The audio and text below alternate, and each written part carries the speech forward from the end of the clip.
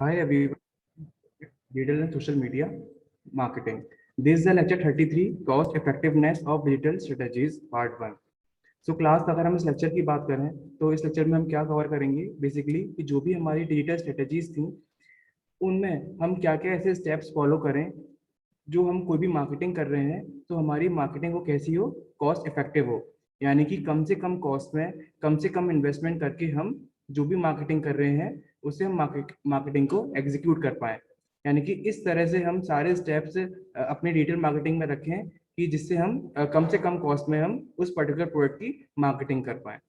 तो वो हमें सारे पॉइंट्स यहाँ पे कवर करने हैं क्लास। तो क्लास जैसे कि अगर हम बात करें पहले पॉइंट की, अगर हम फर्स्ट वे की बात करें तो पहला वे क्या है आपका, रीटारगेटिंग एड्स।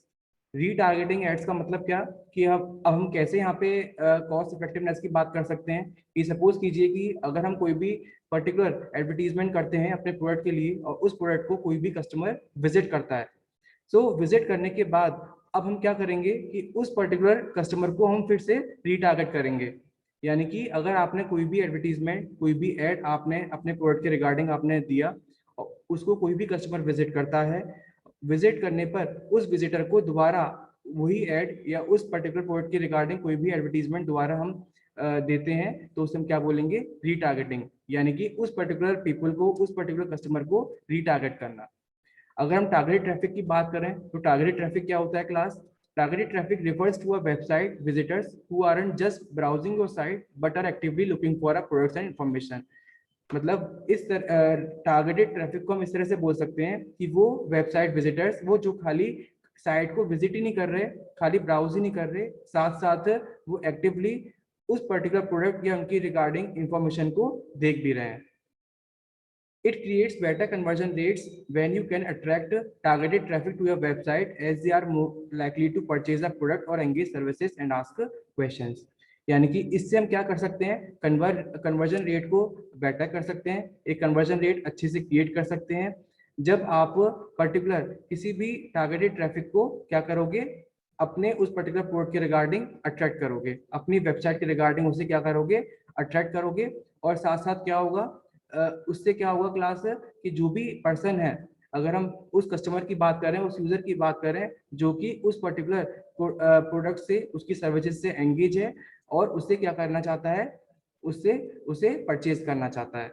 तो क्लास यानी कि अगर हम रीटारगेटिंग एड्स की बात कर रहे हैं तो रीटारगेटिंग एड्स में हम क्या कर सकते हैं कि बेसिकली अगर हम एज अ कंक्लूजन की अगर हम बात करें तो हम इससे कन्वर्जन रेट अपना इंक्रीज कर सकते हैं। यानी कि जो हम प्रोडक्ट जो भी हमारा प्रोडक्ट है उसके रिगार्डिंग अगर हम पर्टिकुलर उसकी सेल को अगर इंक्रीज करना चाहते हैं तो उस पर्टिकुलर प्रोडक्ट को जिसने भी विजिट किया है, जो भी विजिटर्स हैं, उनको हम दोबारा क्या कर सकते हैं, रीटारगेट कर सकते हैं। With set parameters about your preferred audience's online behaviors, interests, and demographic details, retargeting will place ads before those who would like to work or buy from you। यानी कि उन्होंने वही बात यहाँ पे बोली है कि हम क्या कर सकते हैं कि हम वो एड्स दोबारा क्या कर सकते हैं, रीटारगेट कर सकते हैं जिन्होंने उसी पर्टिकुलर उसी प्रोडक्ट के रिगार्डिंग उस पर्टिकुलर वेबसाइट को विजिट किया हो और वो उसे लाइक करते हो और उससे कुछ परचेज या उससे कुछ उस पर्टिकुलर वेबसाइट से कुछ खरीदना चाहते हो। तो यानी कि हमें उस पर्टिकुलर ऑडियंस के ऑनलाइन बिहेवियर से, उनके इंटरेस्ट से, उनके डिटेल से हमें ये मालूम पड़ गया कि हम पर्टिकुलर उस एड को दोबारा उस पर्टिकुलर कस्टमर से को क्या कर सकते हैं, रीटारगेट कर सकते हैं। तो यानी कि अगर हम बात करें रीटारगेटिंग एड्स की तो इससे भी हम कम से कम कॉस्ट में पर्टिकुलर अपने प्रोडक्ट की मार्केटिंग कर सकते हैं। Now come to the another one which is social selling can connect and convert. अगर हम सोशल सेलिंग की बात करें तो इसमें हम कैसे मार्केटिंग करते हैं, इससे कैसे आपकी जो कॉस्ट है वो इफेक्टिव हो सकती है क्लास। इसमें आपके बात आती है सोशल मीडिया प्लेटफॉर्म की, किसकी, सोशल मीडिया प्लेटफॉर्म की। यानी कि आप जो अपने पर्टिकुलर प्रोडक्ट को अगर आप अपने पर्टिकुलर प्रोडक्ट को उसकी मार्केटिंग करना चाहते हो, लोग उससे उसे उस पर्टिकुलर प्रोडक्ट को देखें और उसे उस पर्टिकुलर प्रोडक्ट से कोई डिसीजन लें कि उसे खरीदना चाहते हैं नहीं खरीदना चाहते हैं, तो वो आप पर्टिकुलर टास्क किसके थ्रू आप कर सकते हो, सोशल मीडिया की हेल्प से। यानी कि सोशल मीडिया की हेल्प से हम जो भी इन्फ्लुएंस है उसे इंक्रीज कर सकते हैं, क्योंकि जो भी पीपल होते हैं, अगर हम पर्सन की बात करें, यूजर की बात करें, व्यूअर की बात करें, तो वो पर्टिकुलर प्लेटफॉर्म पे ज़्यादा, अगर हम उस पर्टिकुलर प्लेटफॉर्म की अगर हम बात करें, तो वो मोर लाइकली उस पर्टिकुलर प्लेटफॉर्म को पसंद करते हैं। तो हम उस पर्टिकुलर प्लेटफॉर्म पे वो सारे पर्टिकुलर प्रोडक्ट्स के रिगार्डिंग इन्फॉर्मेशन वहाँ पे डाल सकते हैं। उन चैनल्स पे डालने से क्या होगा कि जो पीपल हैं वो उस चैनल्स को यूज करेंगे, और वो पर्टिकुलर किसी प्रोडक्ट को लाइक करते हैं, परचेज करना चाहते हैं, तो वहां से भी वो क्या ले सकते हैं, डिसीजन ले सकते हैं। यानी कि अगर हम बात करें मार्केटिंग की, तो हम मार्केटिंग के लिए हम उस पर्टिकुलर सोशल मीडिया प्लेटफॉर्म का भी यूज कर सकते हैं, यानी कि उस चैनल या उस प्लेटफॉर्म का भी हम यूज कर सकते हैं। तो इस तरह से हम उसे क्या बोल सकते हैं, सोशल सेलिंग बोल सकते हैं। यानी कि आप जो अपने पर्टिकुलर प्रोडक्ट को सेल कर रहे हो, तो वो आप किसकी हेल्प से कर रहे हो, सोशल मीडिया की हेल्प से आप कर रहे हो, है ना। तो क्लास हमें यहाँ पे ये बात समझ में आती है कि इस प्लेटफॉर्म की क्या, कि इस प्लेटफॉर्म में क्या हो सकता है आपका, कि आप उस प्लेटफॉर्म में अपने पर्टिकुलर प्रोडक्ट के रिगार्डिंग अपनी इंफॉर्मेशन कोई पेज क्रिएट करके वहाँ पे डालो, पोस्ट शेयर करो, जिससे जो भी आपके व्यूअर्स हैं उसे विजिट करेंगे, और उन्हें कोई प्रोडक्ट पसंद आता है तो वो उस पर्टिकुलर प्रोडक्ट के रिगार्डिंग कोई डिसीजन ले सकते हैं और उसे परचेज कर सकते हैं। इसके लिए हमारे पास अगर हमें सोशल सेलिंग पर वर्क करना है, तो इसके लिए हमारे पास सोशल मीडिया टीम होती है ना। उसे मालूम होता है कि कैसे हम सोशल मीडिया पे उस पर्टिकुलर प्लेटफॉर्म पे हम कैसे अपने प्रोडक्ट के बारे में इंफॉर्मेशन डालें, जिससे वो इंफॉर्मेशन जो भी कस्टमर है, जो भी व्यूअर है, उन तक पहुंचे, और जो भी हमारे पोटेंशियल क्लाइंट्स हैं वो उस पर्टिकुलर प्लेटफॉर्म से, उस पर्टिकुलर पेज से, उस पर्टिकुलर आईडी से क्या हो, वो कनेक्ट हो। Social media marketers need to monitor their profiles. अच्छा, अब यहाँ पे बात आती है सोशल मीडिया मार्केटर्स की, है ना। यानी कि सोशल मीडिया मार्केटर्स जो होते हैं वो उनकी प्रोफाइल को क्या करते हैं, मॉनिटर करते हैं, यानी कि पर्टिकुलर कस्टमर्स की प्रोफाइल को। यानी कि अगर हम बात करें कि जो भी कस्टमर्स हैं, कौन से कस्टमर्स उस पर्टिकुलर प्रोडक्ट, किस पर्टिकुलर प्रोडक्ट को वो विजिट कर रहे हैं, या किस पर्टिकुलर पेज पे किस प्रोडक्ट को वो लाइक कर रहे हैं। तो इस तरह से सारी उनकी जो भी एक्टिविटीज हैं उनको मॉनिटर करना, and provide value to prospects, engaging buyers on an ongoing and long term basis। यानी कि पर्टिकुलर उस उनकी एक्टिविटी पे अगर हम बात करें, तो उस पे कोई भी एक्टिविटी पे उसके लिए कोई रेस्पॉन्स देना, वो किसका काम होगा, सोशल मीडिया मार्केटर्स का। Now come to the another way, which is track success and adjust campaigns।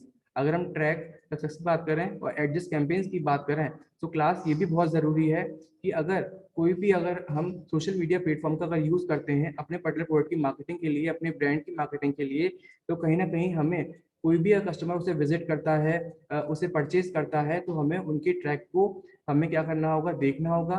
और इस तरह से हमें क्या करना होगा कि जो भी कैंपेन्स हमने एग्जीक्यूट कर रहे हैं उसको किस तरह से एडजस्ट कर रहे हैं, कि और उस पर्टिकुलर प्रोडक्ट के रिगार्डिंग जो भी हमने मार्केटिंग कर रही है उसे हम और अच्छे से कर पाए। तो इसलिए क्लास कहीं ना कहीं हमें जो भी हमारी सारी मैट्रिक्स हैं, जो भी हमारे ट्रैकर्स हैं, उन पे हम वर्क करें, और ये चेक करें कि कितने टोटल नंबर ऑफ आपके विजिटर्स हैं, किस तरह से आपकी जो भी सेल है उसमें कितना आपका इंक्रीमेंट हुआ, आपने कितना इन्वेस्टमेंट किया, कितने लोगों ने विजिट किया, है ना। तो ये सारी चीजें आपकी किसके अंडर आएंगी, उन सारी मैट्रिक्स के अंदर, उन सारी ट्रैकर्स के अंदर, है ना। तो क्लास इससे आप इन सब सारी मैट्रिक्स का यूज करके आप जो भी आपकी सेल है आप उसे क्या कर सकते हो, इवेलुएट कर सकते हो, है ना। और कहीं ना कहीं ये आपको हेल्प भी करेंगे आपके कन्वर्जन रेट्स को इंक्रीज करने में। बेसिकली कन्वर्जन रेट की अगर हम बात करें, कन्वर्जन रेट होता क्या है आपका, it is a percentage of viewers who are converted into a leads and soon enough customers. यानी कि जो भी आपके विजिटर्स हैं, व्यूअर्स हैं, वो आपकी लीड्स में कन्वर्ट हो, और लीड्स के बाद वो किस में कन्वर्ट हो जाए, आपके कस्टमर्स में। तो हम उससे क्या बोलते हैं, कन्वर्जन रेट बोलते हैं। तो क्लास यहाँ पे हमें ये बात समझ में आ गई क्या, कि अगर जो भी आपकी मैट्रिक्स हैं, जो भी आपके ट्रैकर्स हैं, उनको अगर हम इवेलुएट उनके थ्रू जो भी मेजरमेंट्स है अगर हम उन्हें इवेलुएट कर लें, तो उस पर्टिकुलर इवेल्युएशन से हम ये पता लगा सकते हैं कि हम जो भी हम स्ट्रेटेजी आगे हम प्लान करेंगे तो उसमें हमें क्या क्या स्टेप और फॉलो करने चाहिए। Now come to the another point which is yield a high return on investment. अच्छा क्लास, अगर हम रिटर्न ऑन इन्वेस्टमेंट की बात करें तो बेसिकली यहाँ पे ये टर्म आता है कि हम कितना इन्वेस्टमेंट करें और उससे हमें ज़्यादा से ज़्यादा हमें रिटर्न में मिले।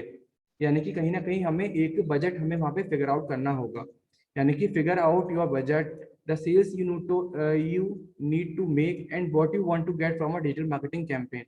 यानी कि आपको इन सारे पॉइंट्स पे भी वर्क करना होगा before measuring your return on investment. यानी कि ROI मेजर करने से पहले आपको वो सारी चीजें आपको फिगर आउट करनी होंगी कि आपने क्या बजट डिसाइड किया है ना, या आप कितनी सेल्स आप कितनी चाहते हो, यानी कि और what you want to get from a digital marketing campaign, यानी कि आप उस डिजिटल मार्केटिंग कैंपेन से आप क्या चाहते हो।